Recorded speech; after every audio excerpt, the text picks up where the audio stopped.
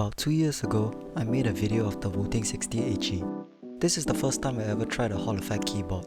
2 years later, we have a lot of Hall effect keyboards from different brands in the market, like the Newfie Halo 65HE, Melgig MAD60HE, or the Monsgeek Fun 60. But one brand that stood out was the Madlions MAD60HE, so let's take a look at it.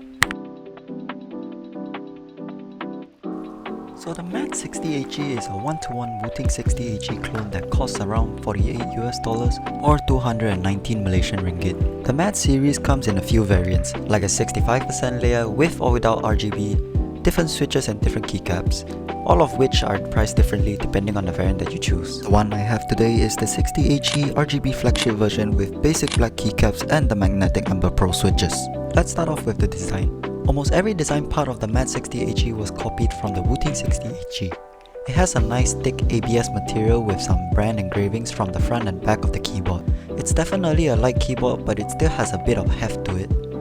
On the top, there is a simple stroke design with the Madlions brand engraved in the middle and the Type-C port located on the left side of the keyboard. Moving on to the keycaps and switches, the keycaps are two-tone ABS with OEM profile. It's not the best I've tried so far, but the quality of it is pretty okay. The legend printing is quite consistent as well, so there's no problems with that. And for the switches, it has a non-long pole box stem and a bottom housing closed up. This should make the overall sound of the keyboard sound cleaner and not too hollow compared to other Hall effect switches that have an open bottom housing like the Wooting lacquer switches. The housing rails are applied with some factory loops so the typing feel is smooth. And like the Wooting 60HE, the switches are incredibly difficult to pull out. Since the MAD60 is hot swappable, it is compatible with other Hall effect switches like the Geon Raptor HE. And last but not least, the stock plate mounted stabilizers on the MAD60HE is really good. It's pre-looped well with factory loops, so there isn't any noticeable rattling. I'm impressed that for the price, you get really nicely tuned stabilizers that sound better than other cheap gaming keyboards out there. Now let's finally take a listen of the sound test of the keyboard. Let me know what you think about it in the comments down below.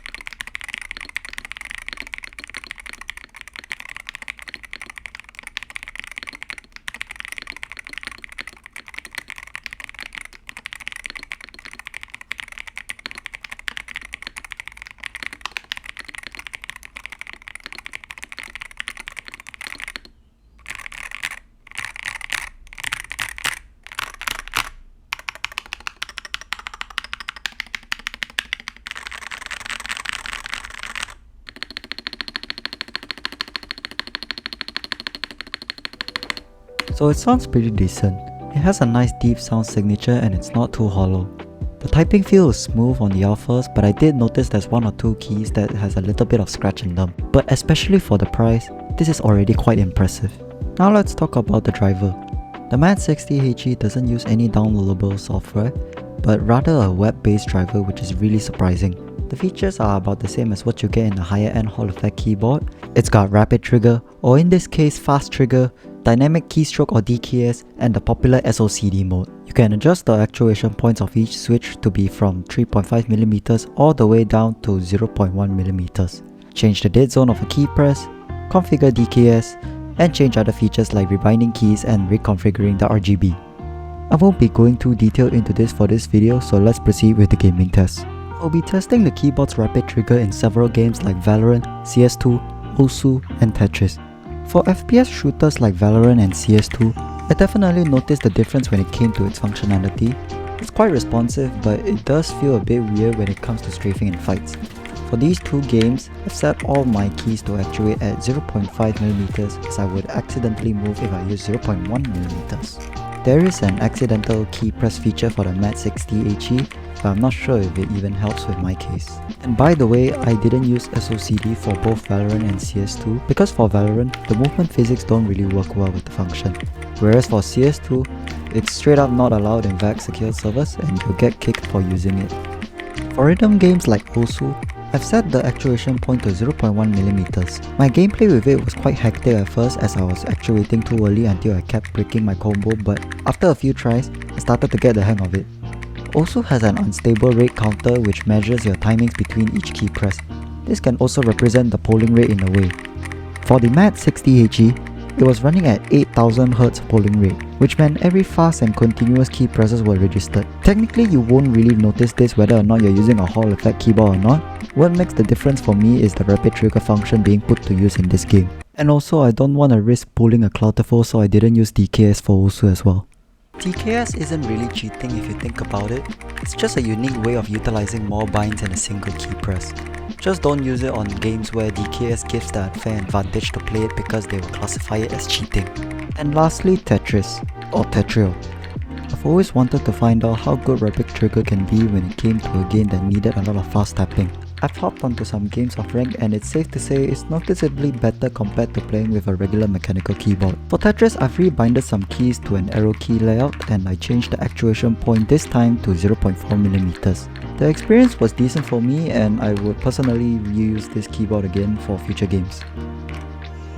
So overall, the gaming experience is really decent. I will need more time to get used to the lower actuation points and the other unique features packed into this keyboard. For about $48 you're getting a decent Hall effect keyboard that sounds good, has great stabilizers, and most importantly, decent functionalities, like the Hall effect system. So should you be getting this keyboard? Yes. I think it's worth the price and it's a great starter keyboard for beginners like me into the Hall effect scene. Yes, this keyboard and the brand in particular has been in some hot water recently for its clones, but it's arguably a nice beginner-friendly gaming keyboard if you think about it. Considering the extremely budget-friendly price, I would understand that the Wooting 60HE would cost a lot more and not many people could afford it. What do you think about this keyboard? Let me know down in the comments below. And that concludes my review of the Madlions MAD60HE. Thank you guys for sticking around until the end. I hope this video gives you an idea on whether or not to purchase this keyboard. Special thanks to Suncycle again for sending out this keyboard for today's review. I hope you guys enjoyed today's review and I'll see you guys in the next one. Thanks and have a great day.